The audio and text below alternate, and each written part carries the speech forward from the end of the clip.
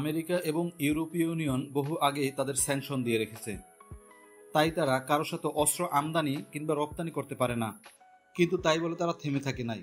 Phoenix পাখির মতো উঠে এসেছে তারা তাদের মেধা দিয়ে, শ্রম দিয়ে নিজেদের এমনভাবে প্রতিষ্ঠিত করেছে যে এখন আমেরিকাও তাদের সম্পর্কে কথা বলার আগে দ্বিতীয়বার ভাবে। হ্যাঁ, আমি ইরানের কথা বলছি। আর আজকে আমরা কথা বলবো ইরানের তৈরি বিমান হেশাহ সাকে নিয়ে।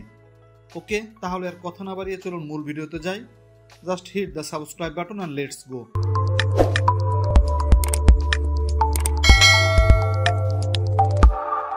হেশাহ সাকে হলো আমেরিকার নর্থ্রপ F-5 থেকে অনুপ্রাণিত হয়ে ইরানের তৈরি করা একটি সিঙ্গেল সিট জেট ফাইটার। এটি তৈরি করা হয়েছে মূলত ইরানের পুরানো ফাইটার জেট আজারাক্সের প্রতিস্থাপক হিসাবে। 2007 সালের 20 সেপ্টেম্বর ইরান সফলভাবে হেশাহ সাকে এর সফল উড্ডয়ন সম্পন্ন করে।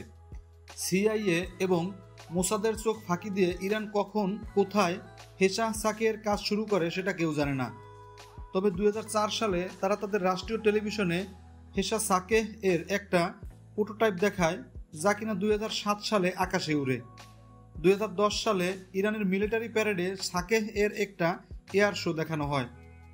তারপর 2012 সালে ইরানের ডিফেন্স মিনিস্টার মোহাম্মদ ইসলামি ঘোষণা করেন যে 2013 সালের শেষ নাগাদ হেশাহ সাকে এর একটা আপগ্রেডেড ভার্সন ইরানের বিমান বাহিনীতে সমর্পণ করা হবে। এখন পর্যন্ত 5টি সিঙ্গেল সিট এবং 2টি ডুয়াল সিট সাকে তৈরি করা হয়েছে। পরবর্তীতে সাকে এর প্রজেক্টকে হেশাহ কাউসারে পরিবর্তন করা হয়েছে। হেশাহ কাউসার নিয়ে আমরা পরবর্তী ভিডিওতে কথা বলবো।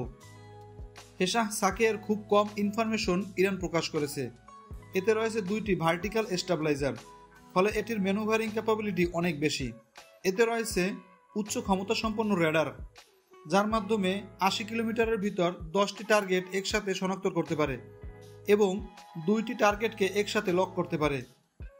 এতে রয়েছে J85 আফটারবার্ন টার্বোফ্যান ইঞ্জিন, যেটির মাধ্যমে এটি এক উড়ানে সর্বোচ্চ 3000 কিলোমিটার পথ পাড়ি দিতে সক্ষম। বর্তমানে হেশাহ সাকে শুধু ইরানের কাছেই রয়েছে। ওকে বন্ধুরা, এই ছিল মিলিটারি অ্যান্ড ইন্টেলিজেন্স চ্যানেলের আজকের পরিবেশনা। যদি ভিডিওটি ভালো লাগে তাহলে চ্যানেলটি সাবস্ক্রাইব করে পাশে থাকুন। সেই সাথে পরবর্তী ভিডিও দেখার আমন্ত্রণ জানিয়ে বিদায় নিচ্ছি। আল্লাহ হাফেজ।